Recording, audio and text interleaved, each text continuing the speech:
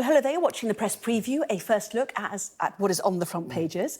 Time then to see what's making the headlines with the Daily Mirror's associate editor, Kevin Maguire, and the Daily Mail's Whitehall editor, Claire Ellicott. Welcome to both of you. Happy New Year. I'm going to keep singing it till the end of the week, I think. Anyway, let's see what's on the front pages, shall we? Starting with The Guardian. I have to say, they're all quite late tonight, so bear with us. The Guardian writes about the growing pressure on the Prime Minister as junior doctors warn that they could stage more walkouts. Financial Times is leading with those attacks in Iran, which killed nearly 100 people and took place at ceremonies to mark the anniversary of the killing of a Revolutionary Guard leader by US forces. The Eye has an exclusive into how some of Britain's top diplomats believe a Trump re-election could be a threat to the UK. The Metro speaks to a man and his pregnant partner who saved a mother and her 3-year-old daughter as their car was being swept away by floodwaters, dubbing them Hank's heroes.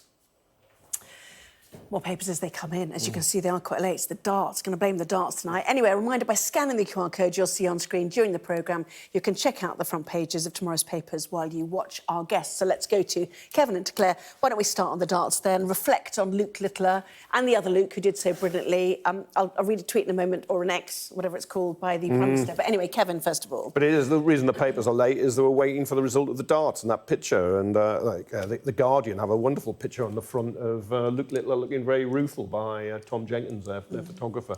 What could have been, but it's like an incredible fairy tale. And tomorrow, I think, people would want to read that he'd won, not that he lost. I feel a little sorry for Luke Humphries, who played brilliant darts, who's tournament favourite, in getting into the final. He wins it, and it's all about the loser. And just a reminder, he is 16, which is a phenomenal result to get to the final, but also he doesn't look like 16. Yeah, I mean, you feel churlish supporting the 16-year-old against another Brit, don't you? Yes. It was two Lukes, you know, both British. And here's what the Prime Minister said. Congratulations, Luke. He could have written it before. A great win tonight. What an incredible final to end a historic championship. I know that Luke Humphries and Luke the Nuke, as in Luke Littler, will be leading the sport for years to come. Well, there we are, Claire. It's probably true, isn't it, actually? Yes, Luke the Nuke. What a nickname. He's just 16, and apparently he started playing darts when he was 18 months old and was given his first darts board.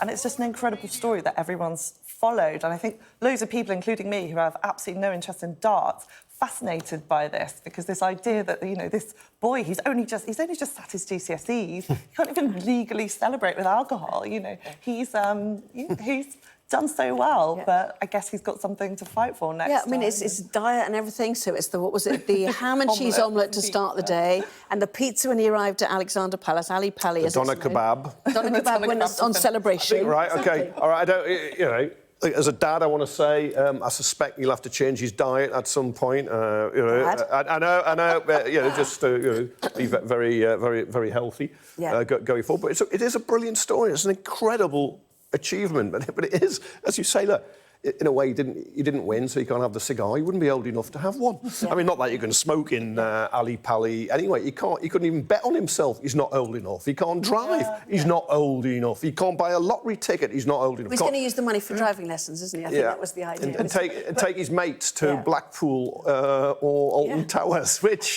And to be the mum, I was a little bit concerned when I heard it was during the COVID lockdowns, when schools were closed, that he did 12 hours a day at the dartboard, which led to the great practice, which is practice makes permanent. Practice makes perfect. But one wonders how the GCSEs survived at the end of that, to be honest with you. Anyway, well done to both of the Lukes. They've made it great fun, haven't they? In the meantime, why don't we kick off or go to the Claire, the front page of The Guardian's lead story, which is pressure on the Prime Minister, the striking doctors, warning of further disruption, and already we've seen critical incidents declared and appeals for doctors as well tonight in Lewisham in South London, for example. Yes, so this is the longest strike the NHS has ever seen. It's junior doctors who've gone on strike, and a lot of the other parts of the NHS, the nurses and the consultants are voting on it now, have accepted deals, but the junior doctors are holding out, and the BMA are refusing to make a deal with the government. This is them just saying that they will continue striking until they get what they want. They're asking for 35% to restore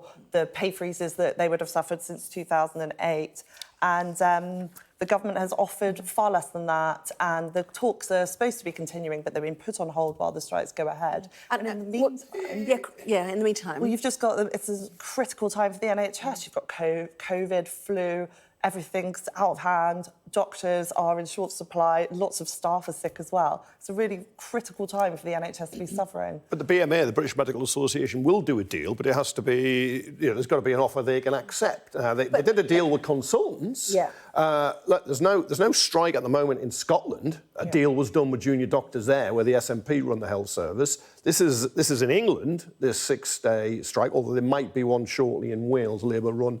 And junior doctors, I think, are balloting in Northern Ireland. But they will do a deal. But you're right, the 35% is their claim, because they say that goes back to 2008. Yeah, but the criticism of them that they used RPI as a measure of inflation, yes, so not CPI. And if it's CPI, it's much lower. Yes, of course, which is why the government would prefer CPI and the doctors would prefer RPI. And there's always a debate over which is the more accurate measure of inflation as it affects you, because housing costs are in RPI, which aren't in CPI, and you've got to pay for housing. But that 35% is already down to 26% because the government, in its ultimate wisdom, imposed an 8.8% offer, which it thought would break the resolve of the junior doctors, and it hasn't.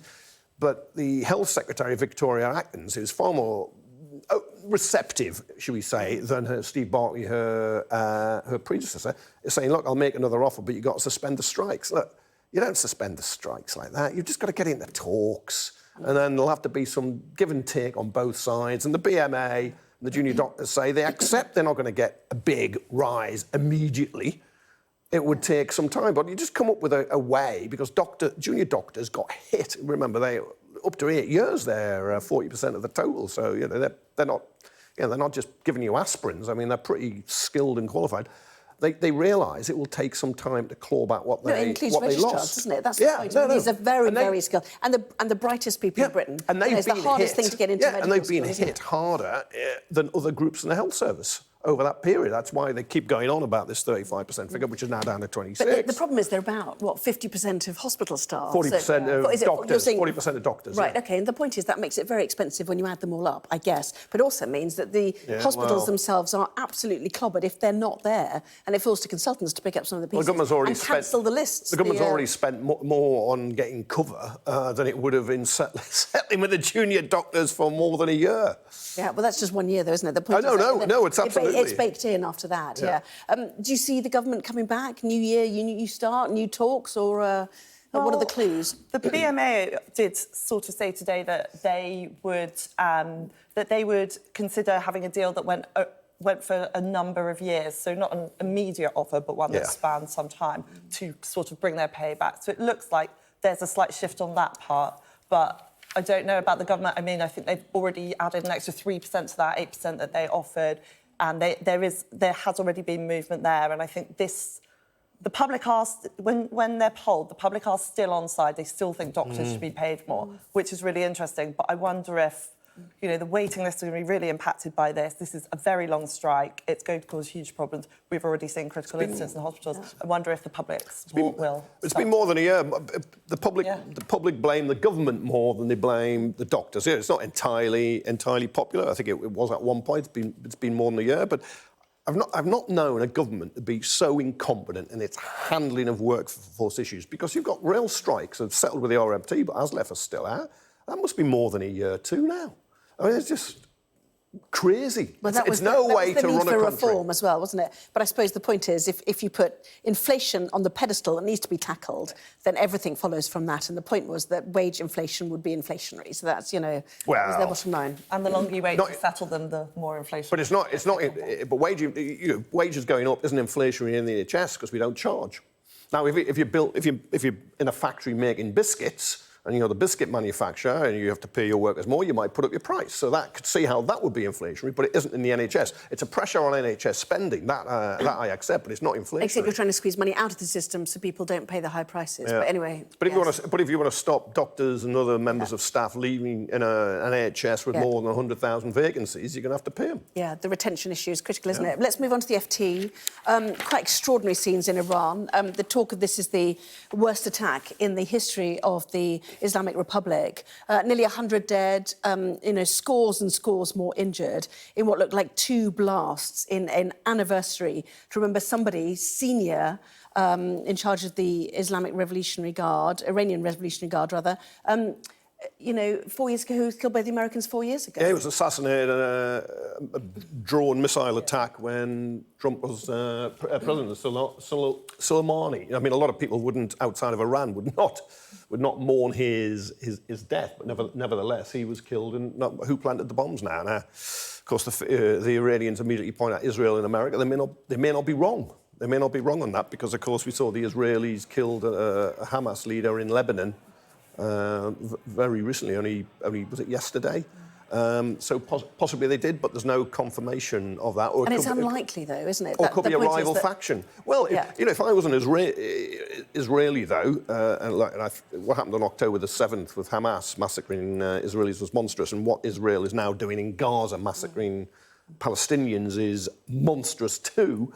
But I would think if Iran is sponsoring Hezbollah and Hamas, you're going to take the fight to them. I'm not saying the Israelis did it, but I could see why. The Americans have said tonight it was not them and it was not Israel. And the suggestion has been it could well be something like Islamic State, IS. Yeah. Oh, yes. It could be another faction. A Sunni faction in this Shia stronghold of Iran. Good. Most of the experts talking about this as though it's not out of Israel's playbook. They're people who are on the ground who set off 2 bombs in the area, and there's not really anything in it for Israel, and they have sort of they've not claimed responsibility for the other attack on the Hezbollah, on the Hamas leader in Lebanon. They've steered away from having anything to do with this. So I think the view is that, and also, Iran haven't said who they think was behind it, even though they've criticised Israel. They haven't said that they think it's Israel. So I think the prevailing view is that possibly it's not, probably it's a faction within. Yeah.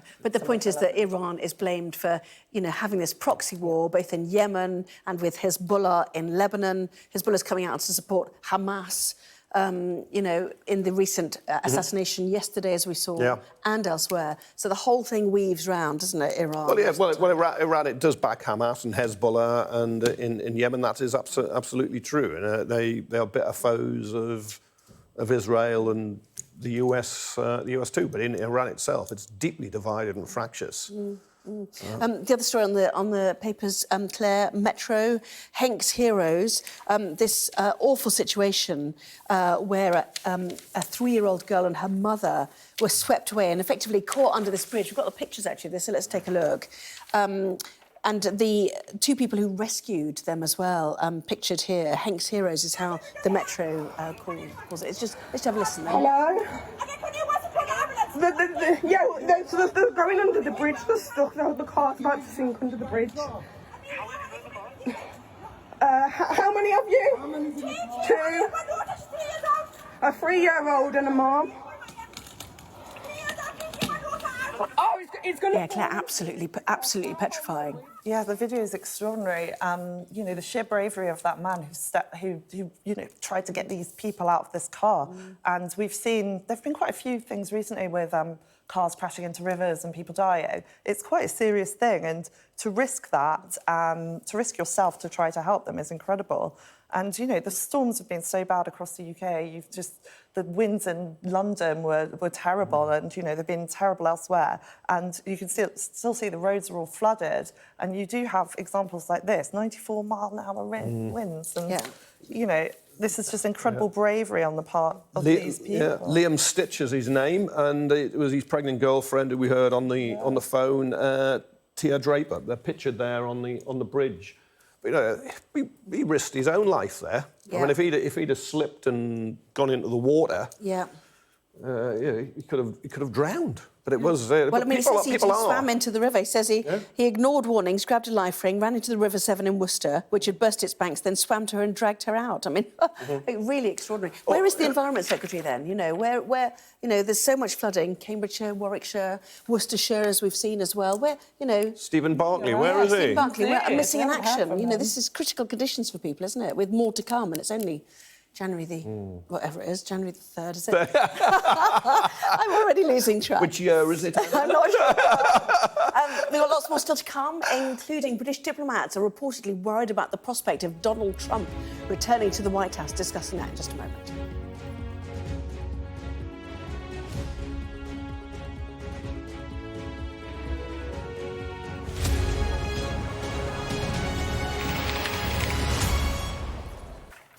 Welcome back. You're watching the press preview with me once again, Kevin Maguire and Claire Ellicott from the Mirror and the Mail, respectively. Welcome back to both of you. Papers are starting to drop now. We've got the Daily Mirror in your paper. They've gone with the Luke Littler, Alexander Palace, with it, calling it a dart breaker, Kevin. It's quite good, that, actually, isn't it? I didn't come up with it, which is why it's good. But again, he is the story. That's why we can feel sorry, in a way, for Luke Humphries, who turned out to be, cool hand Luke, and won it. But it's that story of the 16-year-old, the pizza, kebab, omelette eating 16-year-old, who was so young he couldn't buy a pint in Ali Pally. Yeah, he still gets 200,000, doesn't he? But he misses out on the 500,000 that he would have got if he wanted, which goes to Luke Humphries from Newbury in Berkshire. We've got the Mail as well, have we? Let's have a look at that.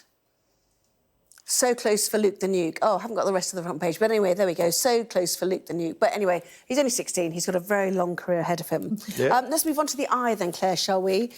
Trump 2.0 is a threat to the UK. The government needs urgent contingency plans to protect the UK from massive security risks if Donald Trump is re-elected. Extraordinary.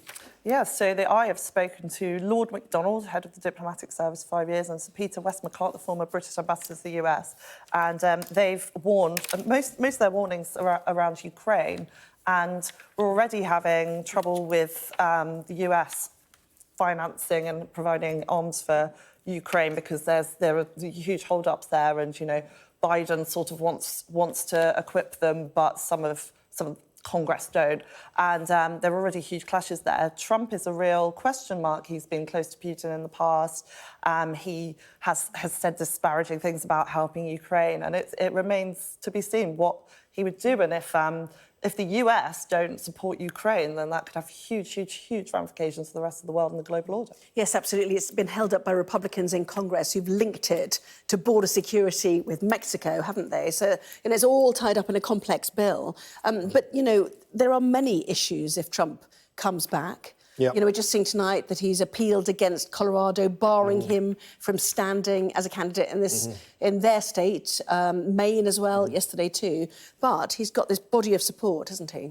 He has, and he's ahead in the polls, or Joe Biden, who is, in many ways, he's got the economy going, and Americans are doing quite well economically, but they just see a doddery bloke they're not taking to, while Trump, nothing seems to stick. It is absolutely incredible. But I think he'd be a real threat to American democracy if he came back, because he's going to be vengeful. Things like the independence of the judicial system will be under severe threat. But, of course, that has a knock-on for the UK and countries like Ukraine, where Trump seems to like other white nationalist authoritarian leaders like Putin. I think he wanted to go the way in the US on elections, the way Putin does in Russia. There's elections in Russia this year, and we know Putin will win. And, of course, Trump, he says that the election was stolen. No, he tried to steal it himself. He lost fair and square last time, but he gets in again. It'll be dangerous for all democracies. Yeah. Fascinating year ahead in US politics, not least including our own as well. Claire Ellicott and Kevin Maguire, thank you both very much indeed.